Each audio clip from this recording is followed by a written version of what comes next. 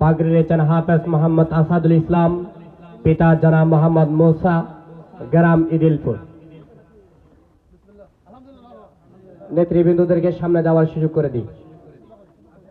দ্বিতীয় হাফেজ মোহাম্মদ রাকিব, পিতা জনাব মোহাম্মদ সুরুজ মিয়া, গ্রাম আলিয়াতসোলা। হাফেজ মোহাম্মদ ফয়সাল, পিতা জনাব মোহাম্মদ শফিকুল্লাহ, গ্রাম জমিদার পাড়া।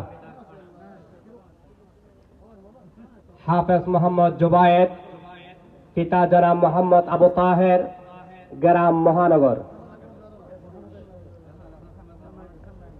হাফেজ মোহাম্মদ রাহাত, পিতা জনাব মোহাম্মদ নাসির, গ্রাম শৈলকুপা। হাফেজ মোহাম্মদ তাওসিফ, পিতা জনাব মোহাম্মদ আয়াতুল্লাহ শিমুল, গ্রাম মহেশখালী।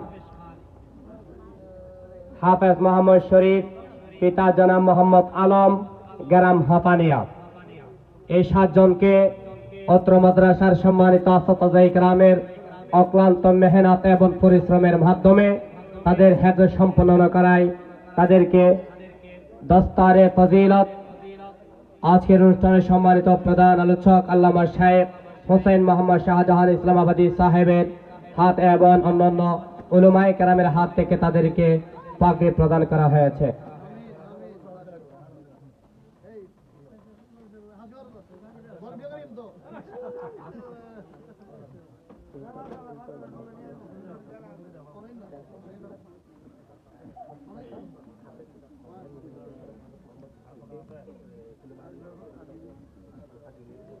আলহামদুলিল্লাহ, যাদের অক্লান্ত পরিশ্রম এবং মেহনতের বিনিময় আমাদের হৃদয়ের স্পন্দন মহাগ্রন্থ কালামে পাক হেফজ সম্পন্ন করেছেন, তাদেরকে সম্মাননা স্মারক ছাত্রদের পক্ষ থেকে ফুলের শুভেচ্ছা এবং ফুল দিয়ে বরণ করে নেবেন নব হেফজ সম্পন্ন করা হাফেজ ছাত্ররা। নিচ্ছেন অত্র মাদ্রাসার সম্মানিত নির্বাহী পরিচালক হাফেজ মোহাম্মদ জিয়াফত এবং হেফজ বিভাগীয় শিক্ষক জনাব মোহাম্মদ আরফাত।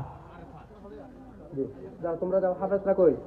হাফেজ ছাত্ররা কই? জি, হাফেজ ছাত্রদেরকে দেবে। জি জি সবাই যাও। সদ্য হেফজ সম্পন্ন করা ছাত্ররা ফুলের শুভেচ্ছা দিয়ে বরণ করে নিচ্ছেন মাদ্রাসার নির্বাহী পরিচালক হাফেজ মোহাম্মদ জিয়াফতকে এবং হাফেজ মোহাম্মদ আরফাতকে। অসংখ্য অসংখ্য মোবারকবাদ।